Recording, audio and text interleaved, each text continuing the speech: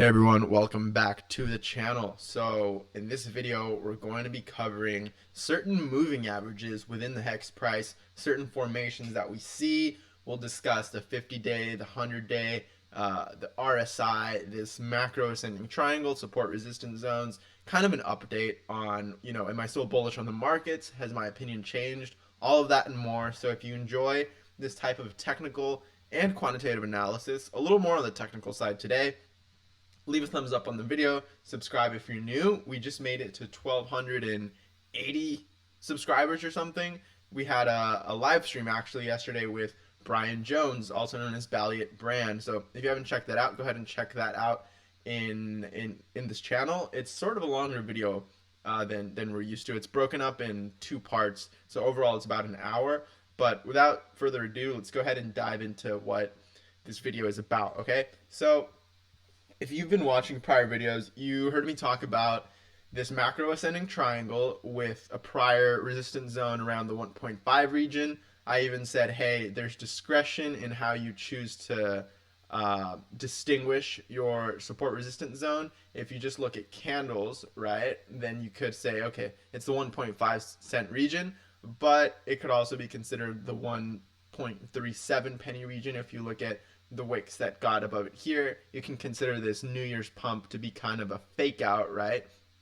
Because the candle we didn't have a candle close above 134 actually. So you could even argue that, let's just keep it at 137 for now, but you could even argue that it could go a little bit lower. Again, there's discretion. These wicks here made it to the 134, 135. Again, you can draw these lines on a chart however you want. They're just lines on a chart at the end of the day. So remember that this is not financial advice, your generic disclaimer for this video. And we have this bull flag, or what I'm calling a bull flag, that's falling into this prior resistance region, and hopefully we find support, right? If we zoom in a little more, let's take a look at the resolution of our channel, and we've been holding it pretty nicely. We start at the top of the channel, obviously, come down to the bottom of the channel right here, back up, back to the bottom, and we've pretty much just been trading back and forth in this channel for about, let's see, when did it start? April 6th. So for about 20 days, we've been trading inside this parallel channel, this falling parallel channel. So usually with bull flags, you like to see a breakout. If you're going to trade the bull flag, you probably don't want to trade it inside of the actual flag, but rather, again, I don't condone trading. I don't trade, but I just like to, have fun and see if we can predict what's going to happen in the markets, which in the short term, it's super difficult. In the long term, it's also super difficult. In general, it's just difficult to predict what's going to happen, but there are tools we can use, right? So that's why we're here. So we have this falling parallel channel, and like I said, we've pretty much just been holding the top, the bottom, and we've been range bound in this parallel channel, falling into prior resistance, hopefully turning support. And if we extend this out, right, depending on how long we stay in this channel, let's see, let's say we fall to the 135 region or so. I mean, we could be in this channel until May, and like I was saying, usually you want to trade, if you do that kind of thing, you want to trade at the confirmation. So a breakout to the downside if you're short, a breakout to the upside if you're long, right? Long and strong. And what would that look like today? Well, pretty much we would be looking at, if we were to break the upper part of this channel, the 1.55 penny region, and then if we did something like this, for example, we came up to the top, maybe came back down a little fake out up here. Once we hold the top of this channel as support, that would be your confirmation, right? And we start moving up again. That would be your confirmation that, okay, we have a bull flag, we potentially broke out, and what would be the target of this bull flag? Well, let's take a look.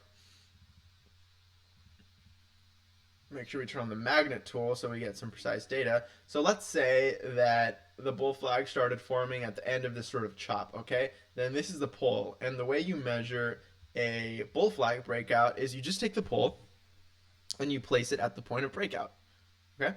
So if we were to break out, say, May 1st, out of this bull flag and have a textbook breakout then our target would be about 3 pennies.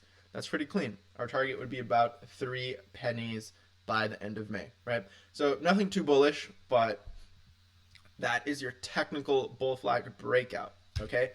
Now, I wanted to talk a little bit about something other than this channel. We'll obviously stay updated on this channel, on this parallel channel, throughout future videos. However, I also wanted to point out, let's go to V1 for this. I wanted to point out the 100-day moving average and 100-day exponential moving average. Why am I bringing these up? Well, because if you look at prior times that we tested it, and let's just look back not too far, right? Let's look back here for the last 5 months. So starting December 17th. And the reason I'm choosing to start here is because this whole region over here, post big payday dump, you had fundamentals getting in the way of price action, right? You had the quote unquote stock split, you had a supply shock, you had a single day where your supply increases, some people cashed out their big payday bonuses. So this was sort of an anomaly zone, sort of like I was saying, you had fundamentals getting in the way of the technicals. So not only that, I think let's look at recent data for the most part, because ever since we came out of this, we've pretty much been in an uptrend. So I think it's fair to say, hey, let's look at the start of this uptrend right here in December, and once we held it for the first time in since this previous ascending triangle that we talk about a lot. So it's kind of just considering this outlier data and starting to look at December. So this current analysis here is starting on December 21st or so. Now, what am I talking about, right? I'm just ranting. So if you look at what happened here, once we escaped these depths of the post-big payday dump, we pretty much had price come above the 100-day EMA and have this sort of mini accumulation zone between the 100-day EMA and the 100-day EMA. And let me turn this white here so you can kind of distinguish. And remember the difference between an exponential moving average and a regular moving average. An EMA, exponential moving average, takes more into account recent data, and so it'll react quicker than, say, a moving average of the same length. So that's why you kind of see it oscillate around the orange one. So the orange one is a little more stable. The yellow one kind of oscillates a little more around it.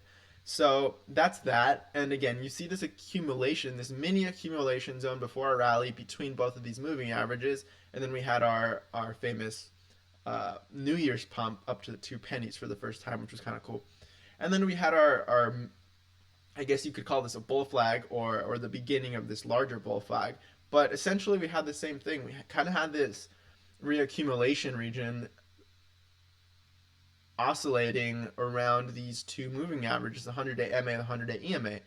And it's clear, right? You're starting to see a pattern that ever since December, these regions historically have been kind of your chop zone, your range bound zones, so to speak, where it might be a good time to pick up some HEX, right? Not financial advice, but historically speaking, for the past, the past 5 months or so, or the past 4 months or so, these have been good times to buy. And if you look at where we are now, again, this is V1, so this might be slightly off. We're probably closer to the 148, so around here.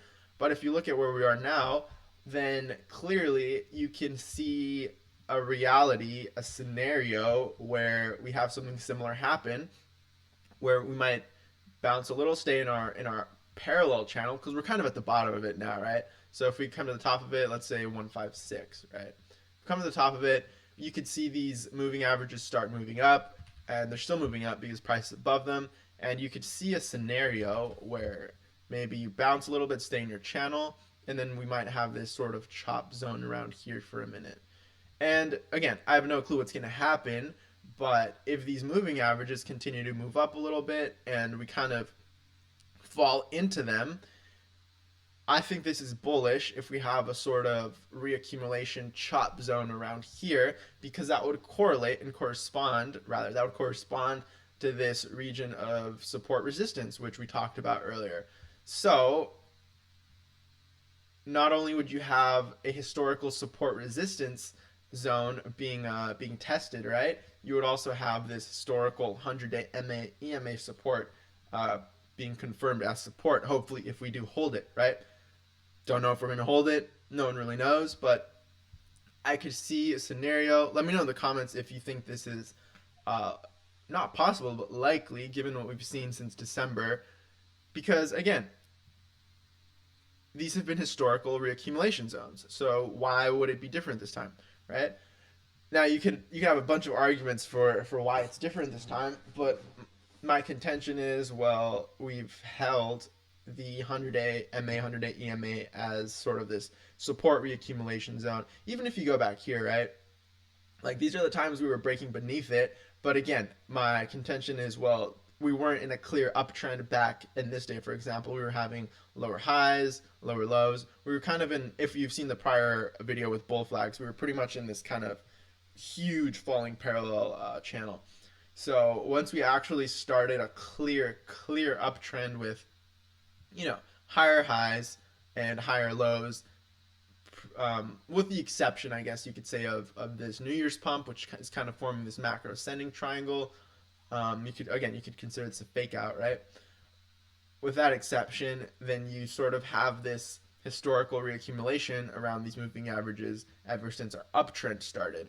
So I think this is likely. I have no clue if it is going to happen, but I think it wouldn't surprise me if we saw something like this. And then again, when you start seeing your models converge, it's generally a good thing.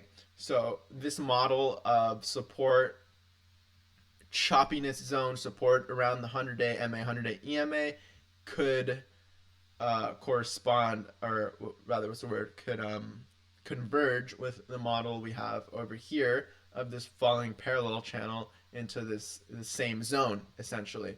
So yeah, it would essentially be the exact same thing. It would be, something like this in this zone, so to speak. So that is pretty much convergent with this, right?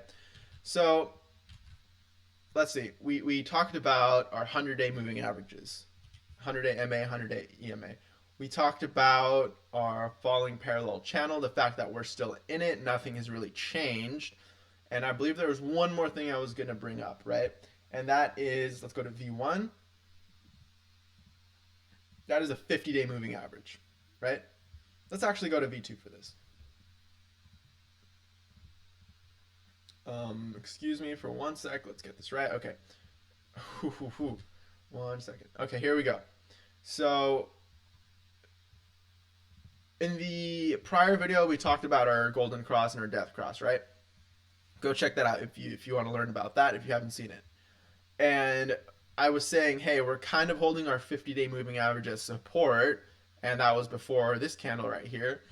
And what I was saying was, we're far away from a death cross, right?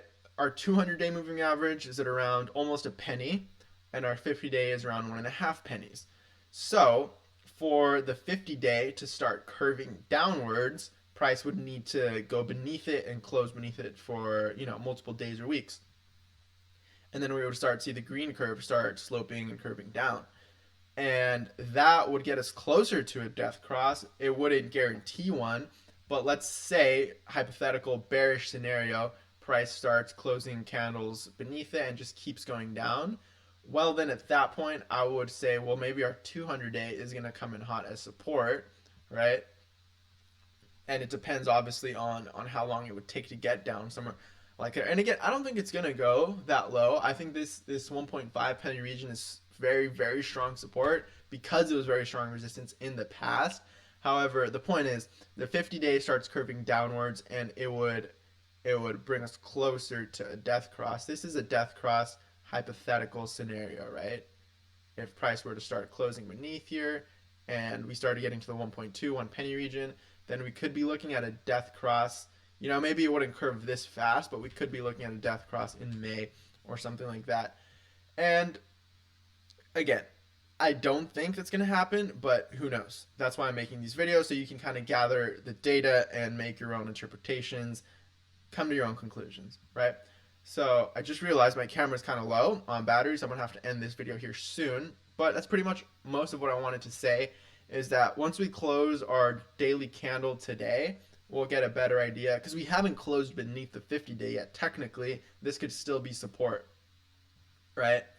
We've dipped beneath it in the past here and then had this chop zone, which is why I was kind of arguing for the 100-day moving average a little bit more. And what would that look like? Let's actually go back here. Where is our 100-day? So our 100-day MA is around the 1.25 pennies, and our 100-day EMA is around the 1.36 pennies. So this kind of, again, converges with that argument that, hey, maybe the 1.37 penny region is our actual quote-unquote bottom for this little mini flag right here that's forming. So that's my 2 cents on the matter. That's my 1 hex on the matter. And yeah, let me know what you think in the comments. Do you think we're gonna start putting candles beneath the 50-day? Are you super bearish? Are you super bullish? Do you think this is the bottom right now, 1.5 pennies, and it's all up from here? Are we going to come back and test these 100-day moving averages and have some sort of chop zone reaccumulation? Good time to pick some up, or what do you think is going to happen? I'd love to hear what you have to say. With that said, if you enjoy this kind of technical analysis, we'll jump more into some more quantitative analysis in some future videos. I have some cool models ready for you guys. So if you like this kind of content, leave a thumbs up. Hopefully, this is the end of the video, so hopefully by now you're subscribed to the channel. Let's get to 1,300 subscribers. We're almost there, guys. And with that said, I will catch you in the next video. Peace.